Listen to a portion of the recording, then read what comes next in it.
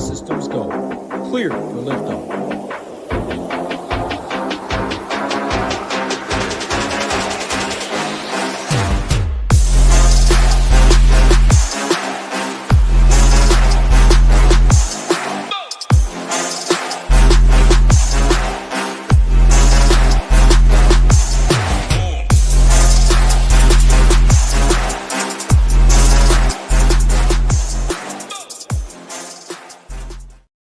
What is going on, Shipment Nation YouTube station? Back with my guy Belman.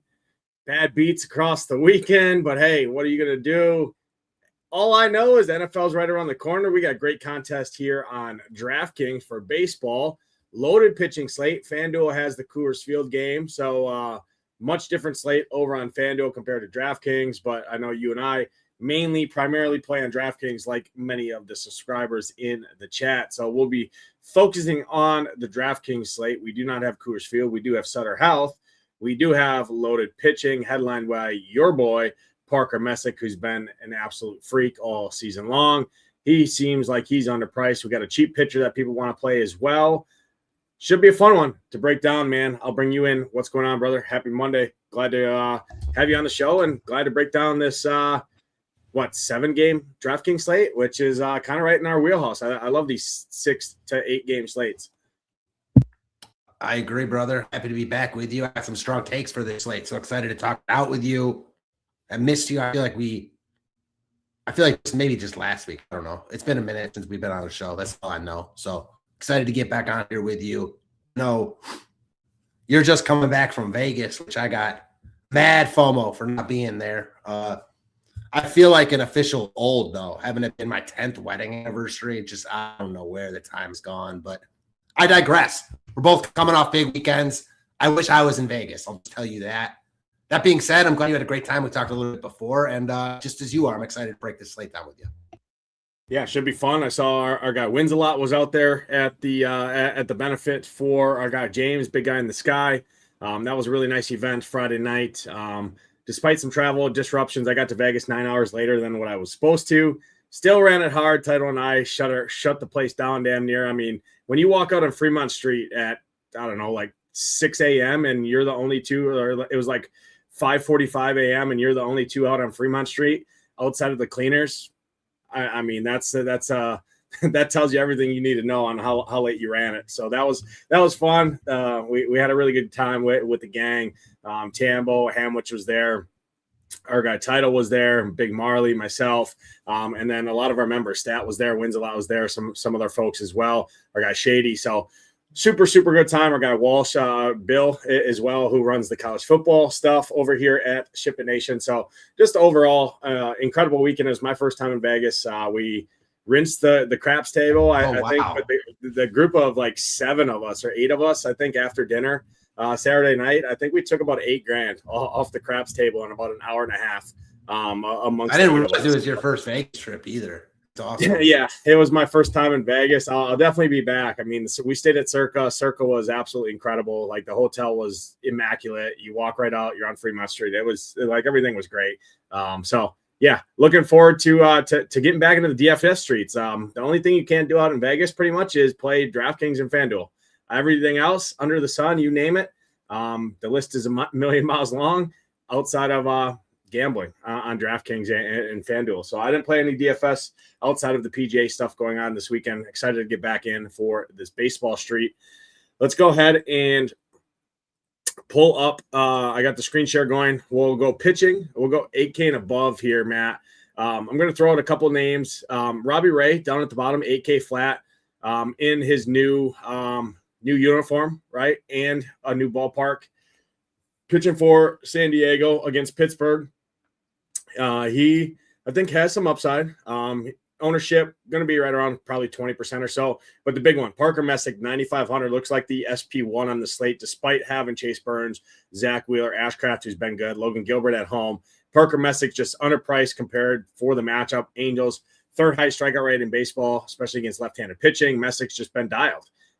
So I think Parker Messick looks absolutely incredible on this slate.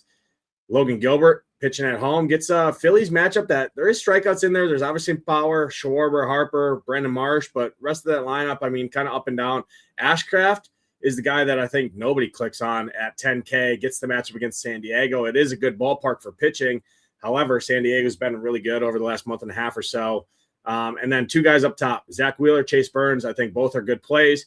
The guy who's going to get ownership is Zach Wheeler. So it's going to go Messick, Wheeler, and then it's probably going to be a mix of Gilbert and Robbie Ray. And then I think Chase Burns kind of comes in fifth amongst the group, or fifth, and then sixth would be Ashcraft, I think, is kind of how I see it, or fourth and fifth for Burns and Ashcraft, at least projected dry run and stuff like that would show that. How do you see this top tier, though? What's your rankings look like? Who are you in on? Who are you out on? Who you're not going to play?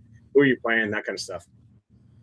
It's interesting to me that the first guy you mentioned was Robbie Ray, because, well, that's probably just because of his price tag, that he's right at that threshold, that 8K line. So I get that. And he's got the best matchup. I mean, Pittsburgh stinks, especially against left-handed pitching right now.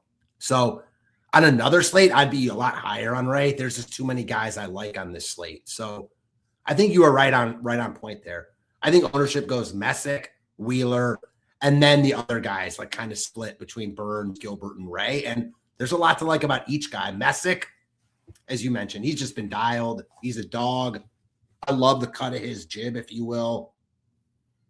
He's just got an ace-type mentality. The Guardians are finally playing decent ball. Swept Colorado. Now another good matchup. You know, I prefer the Angels against right-handed pitching, but I'll play any good pitcher against them, and I'll play Messick in basically any matchup. So fine with the lefty here. And that lefty thing versus the Angels was more when they had Joe Adele, who's now on Cleveland, and Jorge Soler, who's now not on any team. So great matchup for Messick. I like him a lot. He seems underpriced compared to where the rest of the slate is, because if you put all these guys at the same price in their respective matchups, I still think Messick might be the highest owned, and he's the cheapest of all of them. So, yeah, you got to like Messick here. I think you're only getting off him for two reasons. One, he's going to be really highly owned. And then two, there are other good pitchers. I mean, you mentioned Gilbert and Wheeler in that same game. Elite pitching park here. Gilbert, we know, is always better at home. Wheeler gets the park upgrade. I prefer Wheeler. So does the field, and he's $1,000 more. I think you can make a strong case for both those guys. I'm out on Ashcraft. I'm just not using pitchers against the Padres right now. Their offense has been so good over a couple months. And Ashcraft is good, but I don't think he's better than those other pitchers, and he's more expensive, and in by far the worst matchup. For me, I'm out on him, but he'll be the lowest owned by a lot. So I get that play just from an ownership angle. I like Burns here. If I can get to him, I'd like to. It's just a price thing, man. If you're playing Messick and Burns, it's hard to spend up on bats. So that's kind of where I'm at. How about you? Yeah, so I'll start with kind of Messick's my SP1. I love Messick on this slate. If I can pair him up with Zach Wheeler, I think that's great. If I can't afford Zach Wheeler, I think Logan Gilbert's my next guy. Chase Burns and Braxton Crash, I'm gonna put in the pool. I think Burns is an elite spend up to be contrarian on the slate. I ran 150 dry run teams, and I got 3% of him in tournaments or in SaberSim. So that tells me right there, people aren't clicking that. They're fine saving the $200 and just clicking Zach Wheeler. So I think that's an elite option with, I'll take a 30% ownership discount, I think, something like that. And just say, hey, Chase Burns, basically the same price. You have kind of the same roster construction. Wheeler has Seattle, which is a good matchup, good place to pitch. But Chase Burns is pitching in San Fran against the AAA lineup outside of Devers and Eldridge, right? So I do think he's a great option in tournaments. I don't think many people actually get up to him. I know he's projected to be right around 20% ownership. I believe in what dry run and projections say, and the props would suggest Wheeler's a better play. Projections also say that, projected a full almost 2 points higher than him. Ashcraft, I am going to play some. I get the reasoning against San Diego. I'm going to play all these guys up at the top. I'm spending up on pitching here tonight. So in a team, say like I'm playing the Twins, right? The Twins chalk offense in Sutter Health and great hitting. It looks like the best spot on paper. that's where I'm probably going to play a guy like Ashcraft, right? Something like that, because I know everyone else is going to play Zach Wheeler, Gilbert, Messick. I would play Ashcraft in a team like that, right? So it doesn't take much to get overweight on him. He is still a good pitcher. He does still have upside in there. I know the matchup isn't the best overall, but in MME, it's probably not a main a main 3 lineup, single entry type stuff because San Diego just doesn't strike out. But if Ashcraft has his best stuff, I think he does have a ceiling, and he's going to be unowned for that pay. So in tournaments, I think it's a pretty solid play. Robbie Ray, I'm not messing with Robbie Ray. I actually like some Pittsburgh bats against him in that ballpark. I can't do it with Robbie Ray.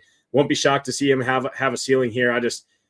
Why would I'd just rather spend up to $1,500 or drop down to a cheaper guy that we're going to talk about here in a second. So I'm out on Robbie Ray. No Robbie Ray interest for me, but the top 5 guys, Messick, Gilbert, Ashcraft, Wheeler, Burns, I have them ranked. Messick number 1, Wheeler 2, Gilbert 3, Burns 4, Ashcraft 5 is kind of how I see this top tier. I will have exposure to all 5 of them. Down below, I really think Burns is that much lower owned than Wheeler here. Yeah, I do think so. I mean, I think it's probably going to be a 15 to 20% delta. Just because I mean, projections, you look at the props, right? You look at Wheeler. Wheeler's got the best prop in the slate, 7.5 K prop. You look at Chase Burns, 6.5 juice to the under. Wheeler's juice to the under 7.5, but it's a full strikeout higher. You look at the outs prop as well. Wheeler tops the charts there. Burns 17.5, Wheeler 17.5, but Wheeler's minus 175 on the over. Burns is basically even money on the under, right? So just that and the projection alone, I mean, an average across the industry right now has Zach Wheeler almost 2 points higher than Chase Burns for $200 less. So I just don't see how people click Chase Burns, despite even the matchup, right? People have been picking on Seattle anyways with opposing pitching, especially over the last couple of weeks. I just don't see any way how Burns is even remotely close to Wheeler in ownership. I could be wrong, but that's kind of why I think Burns is a really good play in tournaments for $200 more. Because I do think that usually the dry run's a pretty telltale sign. And I mean, I ran the dry run. We're only 3 hours to lock, and that's kind of what it's saying. Pitcher projections don't change a ton outside of these lineups. Might have a different guy here or there, and they might adjust a little bit, but I think it's probably going to stay pretty true. And that's what I'm seeing. Could be wrong, but I do think it's a pretty good angle in tournaments here to go in some Chase Burns. It's not like Wheeler's pitching in a much better ballpark. I mean, the ballparks are. I definitely agree with you that if Burns is going to be lower owned by a substantial margin at all, then he's worth going over the field on, because I think him and Wheeler are similar plays. I agree. I think projections, depending on where you look, I think some places have it farther apart than others. So it'll be interesting to see how that turns out, because when I look at the slate from a 30,000 foot view, I think they should be similarly owned, with Wheeler slightly higher. And that's kind of how I lean. It'll play out, but you're making some good points. And if your points play out true, I want all the Burns. Yeah, that's kind of how I see it as well. In large field stuff, I will definitely have more Burns to Wheeler in kind of my MME sets, my 20 max stuff, things like that. Just because I do think it's going to be a pretty big delta overall after looking at it. I mean, majority of the places I see, I'm seeing 1.5 to 2 points higher. Props are better on Wheeler, everything like that, and he's cheaper, right? So not that $200 is a big point, but that's the same argument that we have on our side, right? You and I talking $200. It's easy to find $200. Most people leave between $400 and $500 anyways in their lineups, right? So that extra $200 doesn't matter that much. And I think it's a good buy low spot overall on Burns. I'm not saying Burns is going to be unowned, but I do think there's, like I said, 10 to 15% delta of ownership there. And I mean, I'll take that on this given matchup any day of the week. A couple of cheaper guys I do want to throw out here, Matt. It's kind of drops off after Robbie Ray, right? It goes spend up pitching, Messick up, and then it goes Robbie Ray as the mid-tier arm. Because I mean, Kevin Gausman's obviously there, but I'm not playing him. And then drops down to George Clausen, who has some upside. It's against your Guardians there. I'm interested to see what your take there is. Kumar Rocker's showing signs of upside. He's also showing plenty of downside. He's going to be kind of the guy that people want to click on down here, besides Jose Urquidy. Urquidy, 5,500, gets the matchup against Texas at home here. he is going to be the guy that people go to afford some different higher priced offenses on the slate outside of the Twins. So teams that are playing probably the Cubs stack, something like that, to get up to PCA, to get up to a Hap, a Bregman, a Suzuki. A lot of those teams are probably going to have Jose Urquidy. Again, like I said, majority of my teams are going to be two of these spend up arms, Messick and up. But in lineups, I do need salary. I have some interest in Urquidy just because I see all these guys pretty similar. I don't think he's going to be massively chalk or anything like that. So he'd probably be my first guy just because he's all the way down at 5,500. I think Wisenhunt at 5K is a little interesting just because the Reds strike out so much. It's in San Fran. It's a good ballpark. He does have pitch count concerns, but he's $5,000. So I think he's kind of interesting. And then I think Zebby is a little interesting. It doesn't feel great playing a pitcher in Sutter Health. It's just this current form of this athletics roster. I think there's just strikeouts to be had in there. He'd be kind of the guy. I'm not messing with Merrill Kelly. I'm not messing with Kumar Rocker.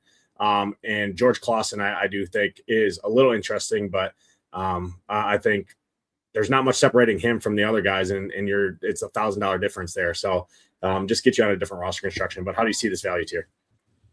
That last point was everything for me.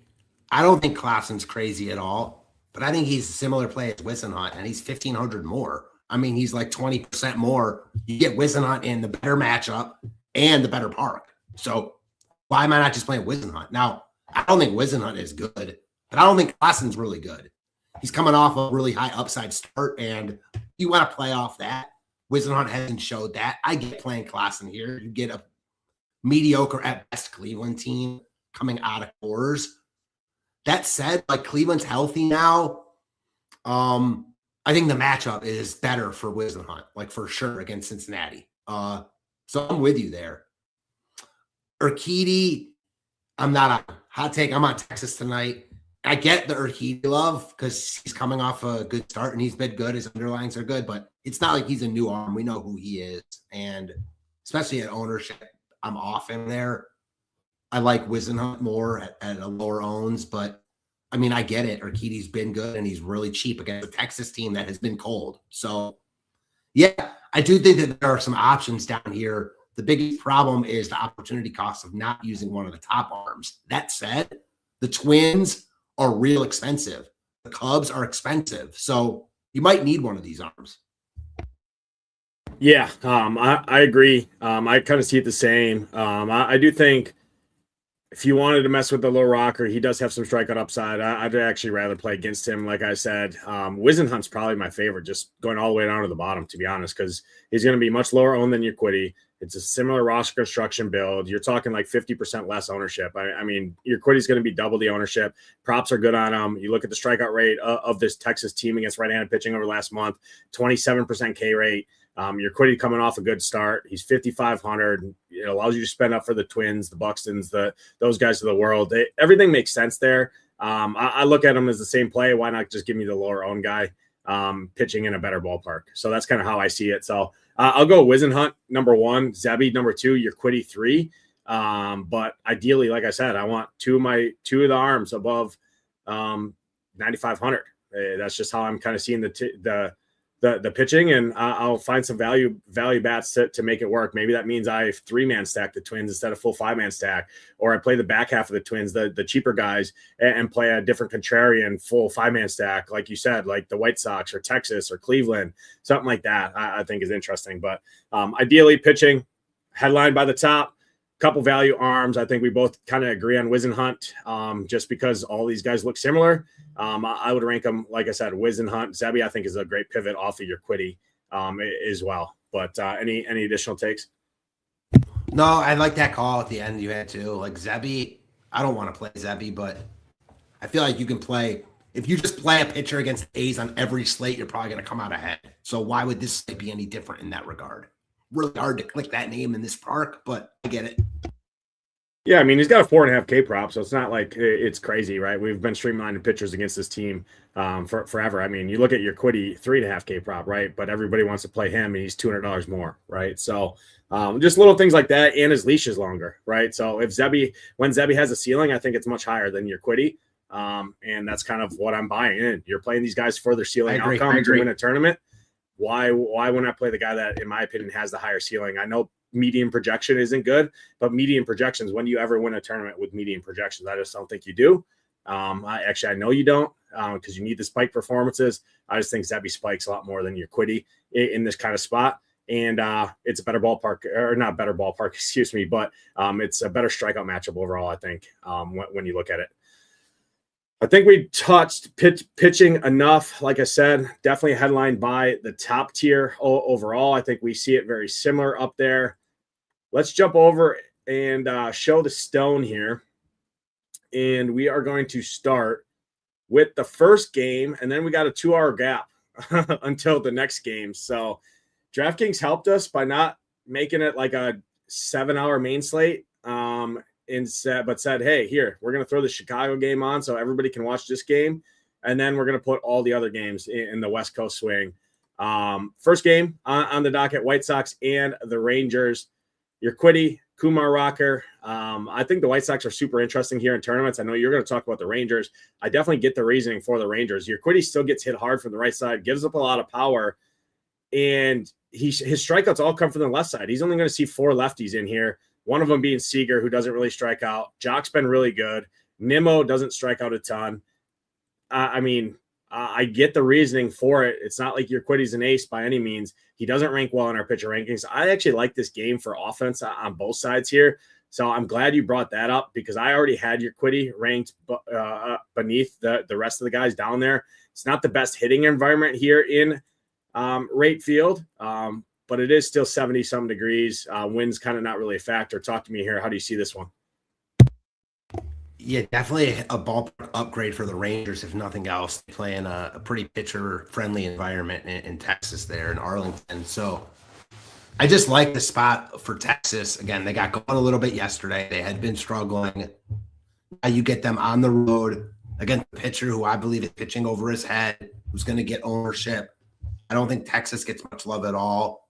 So kind of just a combination of factors. Not that I think Texas stands out as by far the top stack or anything. I just think I like them substantially more than the field does. So that's important. And I'm also with you on the White Sox. I mean, Rocker is a guy we can pick on. You take him out of Texas, get him on the road. We've liked the White, not just we, everyone's like the White Sox against righties all year. You talk about tournament upside. When the White Sox go off, they usually get home runs. So that's going to win Slate, and there's a lot to like about them here. I'm totally with you. I think this game is very offensive-minded. Yeah, Rocker's bad against lefties. The best hitters hit from the left side for Chicago. He allows power and fly balls to the left side. Texas' bullpen is bottom 10 in the league over the last 2 months. Everything checks out for me. Vargas has been murdering baseball, especially against righties even. He's been doing it against righties, not just left-handed pitching. So you add him in there. I love this stack up and down. This is one of my favorite offenses on the slate that I don't think gets ownership. It's going to be Twins far and ahead of everyone else, probably double, 2.5 times anyone else on this slate just because of the spot they're in for a good reason, right? Facing Jeffrey Springs, a fly ball guy, in Sutter Health, in hot and humid temperatures with the wind blowing out. I get it. But Murakami looks great. Tristan Peters hit a walk-off bomb yesterday. He looks good. Benintendi, you got a Drew Romo, a cheap catcher in there. Who's a switch hitter. He's shown power at times. You got Colson Montgomery, the other Braden Montgomery and Antonassi, who, haven't been that great over the last 30 days or so, but over the course of the season, they've been good. I love all the lefties here. Add in Vargas. The only guy I really don't love, I don't even want to say it, but it's a guy hitting in the 7th hole, because last time G. Risen and I talked about him, he was the only one to do anything. 1 through 9 firmly in play for me on the Texas side. Kind of more as a leverage here, but I get the reasoning. Overall, I'd probably look at Langford and Duran the most, just because those guys have shown a lot of power, especially even against righties. Jack Peterson would be the third guy I look at. And I definitely like the leverage that you'll get on people playing your Quiddy for the props, for the projection, for the matchup. Next spot on the slate, we are going to go to your Guardians facing the Angels. George Clausen on the mound here. Parker Messick. No Angels outside of the psychos that just want to use the word leverage, right, and leverage the highest owned pitcher on the slate. I just much rather just not play him and pivot to a different spend-up arm than stack against him in the Angels and just say, hey, maybe Wheeler-Burns combination wins over Messick, and Messick just has a middling performance. he's our number one ranked pitcher. He's everyone's number one rated pitcher. I'm off the Angels. Yeah, you can always play Mike Trout if he's in the lineup. Obviously, he's fine. Zach Neto, something like that. But Cleveland, I think, is a little more interesting. Clausen's still kind of unpredictable here. We still don't really know what we're getting. Not enough for me to put Cleveland kind of as one of my top stacks, but DeLauder I think is interesting. Nate Lowe, who's been good for them. I think he's interesting. But how do you see your squad here in Anaheim? Yeah, I think there's boom bust on both sides of this. Our boy Ham would love this because this is a 2-3-pronger for me. I mean, Messick obviously looks great. He's the best pitcher on the slate, in my opinion, or the best pitching option. And then Clausen, we talked about, mildly in play. If you're a little bit cheaper, I'd like him more, but he's definitely in play. But then the Cleveland stack against him, I don't think he's particularly good. His underlying numbers aren't really good. Cleveland's healthy. You know, adding Joe Adele has been a big boost to this lineup. Much prefer him against lefties. But, yeah, I don't particularly want full stack Cleveland, but I get the spot. They're still in a nice ballpark for hitting, smaller slate. I think Cleveland looks pretty good here. Not elite, but pretty good. I wouldn't fault anyone for, you know, running a Cleveland stack in any type of contest, single entry, large field, anything. Yeah, I probably more like it as like position eligibility things like a Janelle, something like that, a 3,100. Bazana, nobody's going to click that name at 4,600 hitting the back half there. Patrick Bailey's showing some upside. You do have 80 degrees in Anaheim with some wind blowing out here, so it is a good place to hit. And like I said, Clausen's still unproven. Angels bullpen has been better as of late, but it's still not world beater by any means. So I do think the Cleveland side's kind of interesting. I definitely have them behind the White Sox and some other teams on the slate, but offense is pretty minuscule overall. And more people are going to play. Actually, I mean, if this projected ownership stays true, I don't know if I can play Texas or play Cleveland into that kind of ownership when we really don't have telltale sign. I don't know if I believe their projected ownership there that we're showing on the screen. I mean, maybe it is true because the dry run's showing it's them, Twins and A's. So maybe Cleveland's the first people go to outside of Sutter Health. If that's the case, I'd rather play more on the Clausen side, but I get it. They're cheap. That allows you to spend up pitching, and I'm going to have a lot of spend up arms on the slate, so I will have definitely some Cleveland to make that work. I did want to talk about that for sure as well after looking at it. Next spot, Cubs, Diamondbacks. Merrill Kelly had some good start. Was atrocious, had some good starts, back to being atrocious. You love lefties. Cubs scored 97 runs yesterday. I know it's a soft subject for you. However, the lefties look really good here again against Merrill Kelly. PCA looks one of the best plays in the slate. His ownership's going to be held in check because we have Sutter Health on this field or on this on the slate, excuse me. Michael Busch, Ian Happ. You got Pedro Ramirez, who hit a salami yesterday. He's second base, third base, which is like the weakest position on the slate. You got a cheap Conforto in there. I think the Cubs are super interesting here on the slate, locked in for 9 against Merrill Kelly, who can't get lefties out. The lefties look really good. And then you got some righties that you can throw into stacks as well. How do you see this one? Yeah. Man, there is a lot to like here from the Cubs side. Definitely a tough spot for me after yesterday. Bad beat for me in the late slate. Was having a really good day until the Mariners decided to bring in a position player in the 8th, and the Cubs proceeded to score 19 runs, 9 runs in the 8th, or 11 runs in the 8th, 9th. So, yeah, Cubs kind of do what they do, man. The thing about the Cubs is when they go off, like I mentioned with the White Sox, they hit home runs, but they also steal bases. So you get them in a really good spot against Merrill Kelly. They're expensive, but on a small slate, if the Cubs hit multiple home runs here and steal multiple bases, it doesn't really matter what their price tags are. You're going to need them. It's likely to be a slate won by bats, even with good pitching tonight. So, yeah, I think the Cubs right there with the Twins, the top stack on the board. And quite frankly, the Cubs are just a better offense than the Twins. So I know that the Twins are in a better park, et cetera, but I think you can make the case for the Cubs being number 1 overall. Arizona, I don't hate Arizona in tournaments against Gaussman, who's been shaky. When Gausman has his best stuff, he's hard to hit. And, more often than not, that's going to be the case. But when he's bad, he tends to be real bad. And I think you're going to get Arizona at really low ownership. Insert me loving Arizona joke here. Yeah, I'm shocked that Belman's talking about the D-backs here. But I get it. I mean, Corbin Carroll, you can always play him, Vargas, Perdomo. I'd want the lefties, Nootbaar adding in there, Max Kepler. You got some cheap guys in there to afford a Corbin Carroll. So I get it. Definitely understand it. But yeah, I love the Cubs. The Cubs are my top overall stack as a pivot off the Twins. The lefties are great. You look at the bullpen yesterday. Arizona used 6 bullpen arms, yesterday. If Kelly gets shellacked, they might leave him out there to dry, and you could see a position player going again for the D-backs late in that game if the Cubs jump on Kelly early, which they definitely could with that top of the lineup. So I love the Cubs. Lefties first, like I said. Lefties on the D-back side makes some sense. Don't have them high up my list. I think Arenado too, just because this guy feels like he hits a home run every other day. His price is climbing. 4,400 feels like a lot to play against Kevin Gausman for Arenado. But I didn't want to mention him. Him and Moreno actually been the best 2 hitters, especially even against right-handed pitching over the last month, even ahead of Corbin Carroll. So didn't want to mention those guys, but it'd be the lefties. Corbin Carroll, I think, by far and away my favorite as a spend up to be contrarian at outfield. I mean, anytime you get Corbin Carroll at 5% owned, I think that's an interesting play for sure.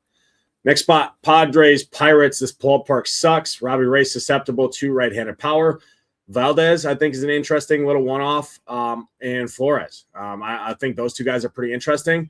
When they don't strike out, they typically hit a home run against left-handed pitching. 4,100, 3,100. I think the price is right on those guys. Outside of that, I'm not stacking the Pirates, but I did want to call those 2 guys. Padres side, don't really want to full stack them. Ashcraft's a good enough pitcher. We just talked about his upside maybe is definitely capped because Padres don't strike out, and he's sandwiched between much better arms up in the top tier, so he's overpriced for the matchup.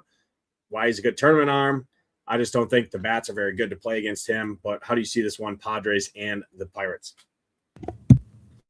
Honestly, I get your point about Ashcraft, but I feel like I can make the same exact call about San Diego against him. Like, yeah, you don't usually want bats against him, but you don't usually want pitchers against San Diego. So, like, I feel like it's a spot where the field's not going to be on Ashcraft. The field's not going to be on San Diego. Both sides have upside. I mean, we've seen Ashcraft have some monster games.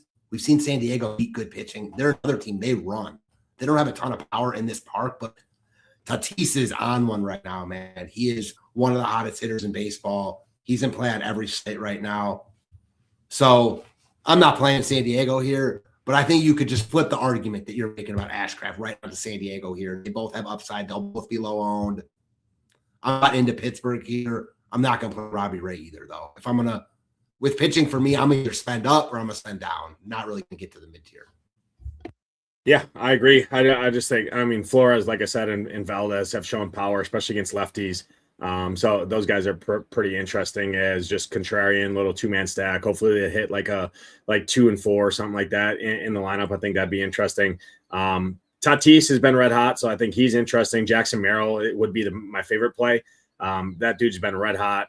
Ashcraft is more susceptible to lefties than righties. So that puts Merrill on top of the board. Gavin Sheets is a cheap value if you needed to. But yeah, definitely more of like a one-off 2-man type game than a full stack, which is typically the case in San Diego. When you add in Pirates made a bunch of bullpen arms as well at the trade deadline, that goes forgotten. They did beef up their bullpen big time. And then obviously we know how good the Padres bullpen is as well. So 2 good bullpens on both sides, or 2 solid bullpens on both sides, and a shitty ballpark doesn't usually bode well for DFS stacking. Will be unowned though, so you can always make that case. And at the end of the day, baseball, MLB DFS, anything goes. Just not a spot that we're really liking to put our money there. However, this next game is where everyone wants to go for a good reason. This is going to be the highest owned game on the slate. You're going to see a bunch of game stacks here. It's 93 degrees in Sutter Health with 15-mile-an-hour winds blowing straight out in the AAA ballpark, where wind is almost as effective and beneficial as a Wrigley is. Talk to me here, Twins. They've been solid, but I've seen the Twins fail as chalk. It feels like more times than I've any other team in the world. Jeffrey Springs, there is a solid talent in there somewhere. I still do believe it. Probably not the spot here that he figures it out. He's been absolutely atrocious over the last month. You look at a 6% strikeout rate over the course of the season, set 18% strikeout rate, 257 ISO allowed, tons of fly balls. This Twins lineup looks really, really good on paper. They look like the top stack. They're going to be owned as such. Like I said, the fly ball guys are Brooks Lee, Lewis, Bell, Buxton, and Keyshaw. Those are the guys who hit the ball in the air. Again, wind and stadium doesn't matter if you don't get the ball in the air for it to affect it. So I would look at the fly ball guys first that I just named. But how do you see this one? Twins and the A's. We know both these teams have bad bullpens as well. Two of the worst bullpens in baseball here behind them. This should be a softball, kickball game. How do you see it? Yeah, it's hard not to like the offenses here. I think the Twins are going to be mega chalk, and that never feels good. So I kind of like them more as mini stacks for one-offs because I think they had a few home runs or a couple home runs off of Springs, but I don't know if I love the full stacks into that ownership. The A's, I really don't want to play the A's into ownership. Not going to lie. Like, the A's are a team I've liked a lot at lower ownership, and they haven't come through that much, but they're going to be the second highest owned team on this slate, and I probably just prefer to go elsewhere. I get it, though. I mean, Zebby is not good.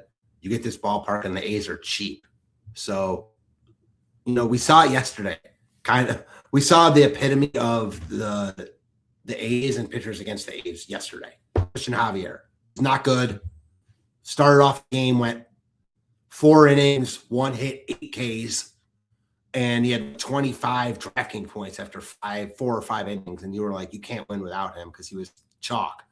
And then I can't remember if it was the 5th or the 6th inning, let the first 2 guys on, 3-run homer, and then let the next 4 on and got taken out. And Javier and Zebby are similar in that they both aren't good. They can both spike upside though in good matchups. Not going to be surprised at any outcome for Zebby and the A's here. I just personally don't really want to play the A's high owned. I feel better about the Twins, but they're going to be even higher owned. So I'm probably just going to play pieces from this game and hope that it doesn't go all the way off, honestly.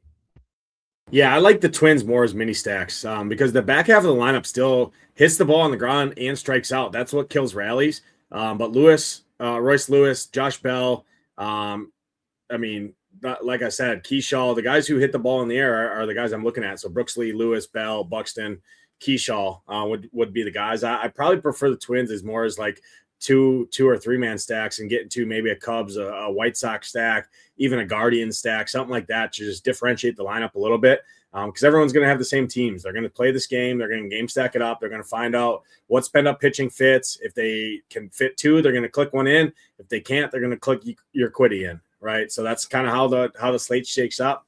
I get it. Springs is terrible. Twins have some upside, but like you said, all the points you alluded to, I agree. You want lefties against Zebby if you're picking any of them. He does strike out lefties, but that's where he allows his power and his home runs. So Larry Butler, I think would be the guy and go to, but I do prefer the Cleveland side to the A side. And I think they're both going to be similar owned. I just rather play the Cleveland side locked in for 9 in Anaheim than play a shitty Athletics lineup and do the same ownership. So that's kind of how I see it. You do have guys like Cortez, who's a big pinch hit risk as well. Walton's probably a pinch hit risk. McNeil historically just doesn't have power. He puts the ball in play, so that can work. But, a chalky Jeff McNeil feels pretty gross. He might be one of the highest owned bats on the slate because you can play him at second base. And, people are looking at a $5,400 Cody Clemens or a $3,700 Jeff McNeil hitting second versus hitting 7th or 6th, right? So did want to call it that. I think we see it pretty eye to eye. I'm going to be kind of under. I really like Clemens in that stack. I like that call, and I was going to say 100%. that. I love Clemens, especially versus McNeil, because in twin stacks, Clemens will get love, but I think he's one of the lower owned because of his price tag and lefty on lefty, and you have McNeil right there. So I really like Clemens here. Yeah, if I'm playing the Twins, I would almost prefer to have either Clemens or Brooks Lee in there. it's going to be the two lowest owned guys. Brooks Lee's a switch hitter. Yeah, he strikes out, but he at least hits the ball in the air. So does Clemens, right? And Springs, you're stacking the Twins because you expect Springs to be out of there, right? So a righty comes in. Clemens got a huge boost. Brooks Lee's got a nice boost. So it just makes sense. I was going to say the same thing with Culpepper, but Culpepper being that cheap, and he's still got the shining new toy narrative, right, with his pedigree for being a prospect in there, and he's 3,300. He's not the same case, but I do like your point with Clemens and Brooks Lee.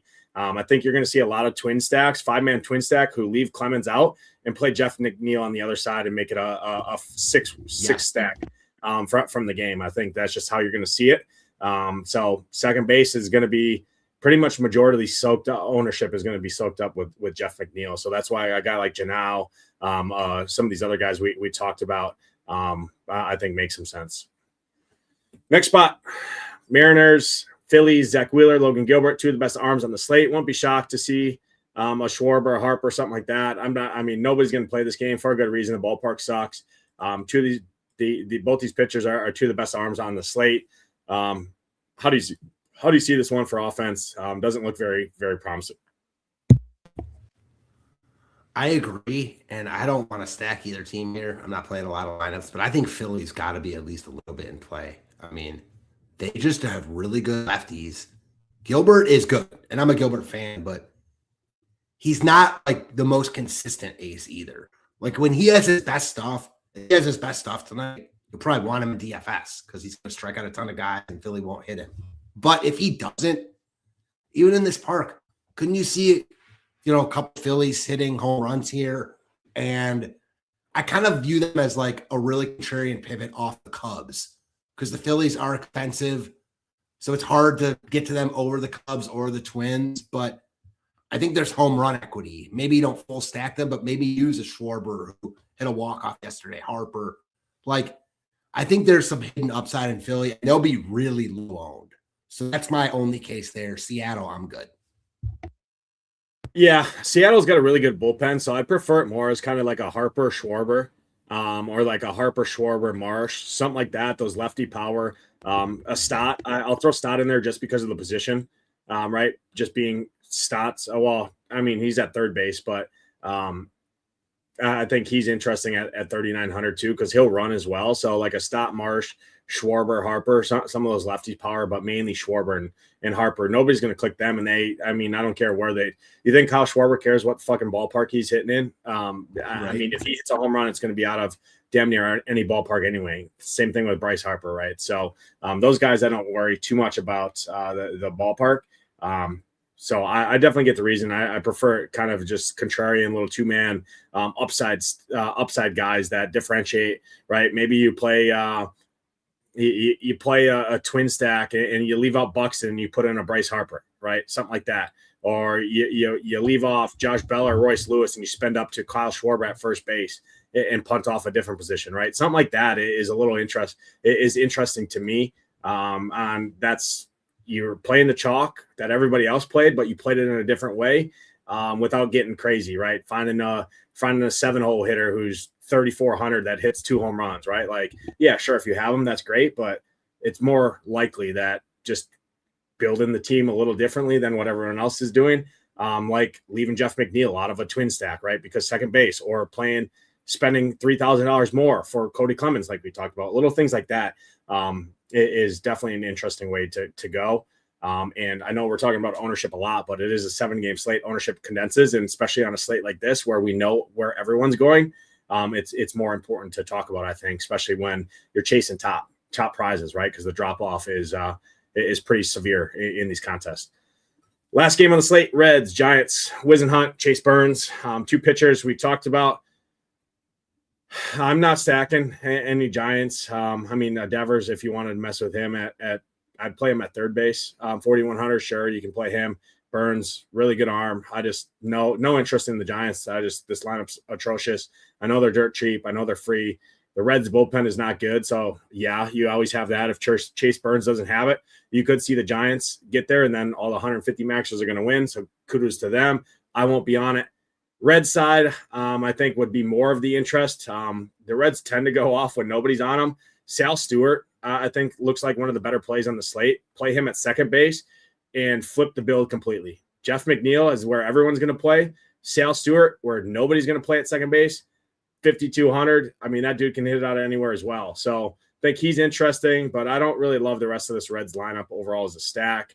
Ellie, sure, you can always play him, but Sal Stewart, Stevenson, Suarez, those kind of three guys would be my preferred if going here at all. How do you see this last game on the slate? So another three-pronger for me for sure, because Burns we like. He's expensive, but we like him. The Giants, I'm not playing the Giants against Burns. But both the Reds and Wisenhunt, because Wisenhunt is not good, but he's only 5K, and the Reds are not a good offense, and they strike out a lot. So you can play Wisenhunt either in this ballpark. You also get the Reds with a massive ballpark downgrade for offense.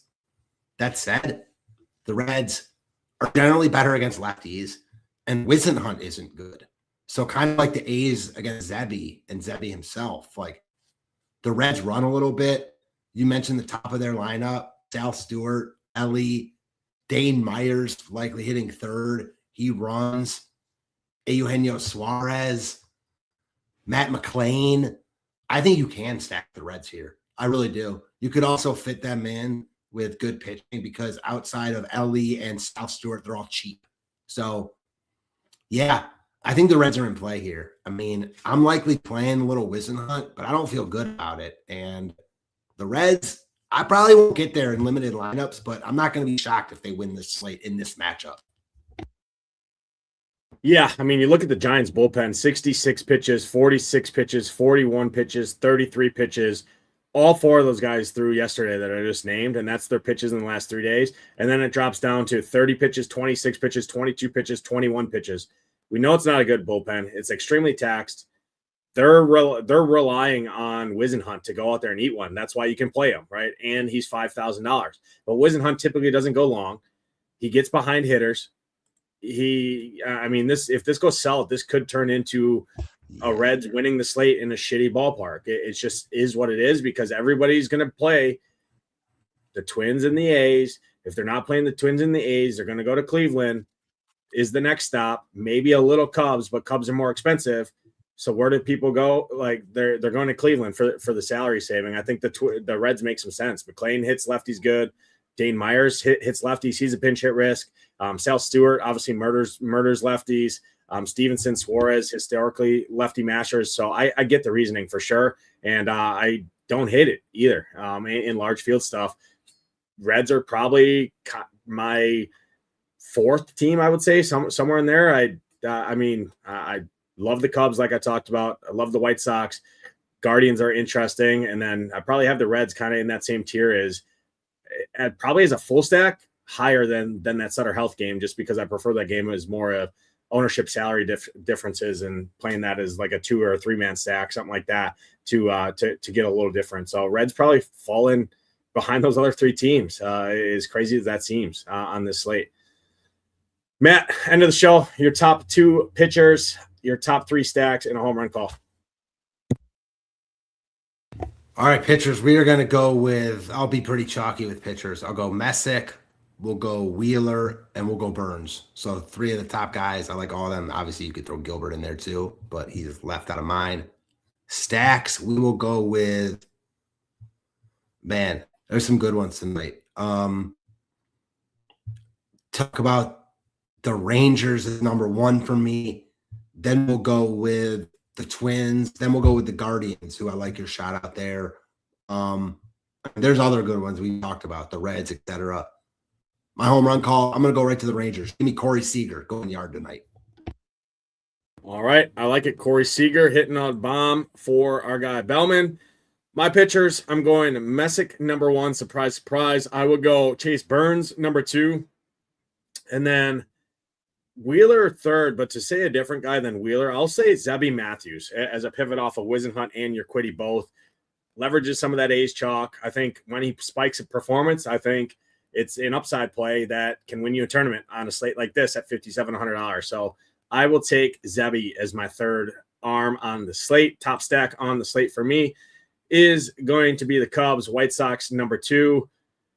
And then third, I will put Third, I'll put the Guardians as well with you there. Obviously, Sutter Health is the stack of the night for both sides, but I prefer it more as kind of just mini stacks in that game. For my home run call, I'm going to go to the White Sox. I'm not going to go to a lefty. I'm going to go to a righty. I'm going to go to Miguel Vargas all the way up at the top, $5,400 at third base. Feels expensive. Dude's a raker, lefty, righty, doesn't matter. He hits for power. Hitting in the heart of that lineup, I think Miguel Vargas gets one for us here tonight. Belman, it's been a pleasure breaking it down. I think we broke it down well. Again, 6:40 Central Time is the lock time for that White Sox Texas stack or game, and then you got 2 hours until the last half of the game. So if you're playing, and the Texas bats go nuclear or the White Sox bats go nuclear, make sure you're late swapping your teams and get a little different that way, and just let the pieces that you have on the slate help you play the rest of it. Right, you have the ownership from that game. You can rerun your teams, things like that. But make sure you are around to set your teams. Because I think it is a pretty interesting one, especially from the offensive side of things. And your quiddy, obviously, is going to be a big talking play as well. So if your quiddy's getting lit up, probably want to pivot off the Twins, right? Something like that. So little stuff like that. But Belman, any closing thoughts from you? No, always a good time, man. Let's get this one on Monday night tonight. Let's do it. For Belman, I'm Nades. Good luck tonight in those contests. Hope to see those Shipping Nation logos at the top. I'll be back tomorrow. We're out of here. Peace.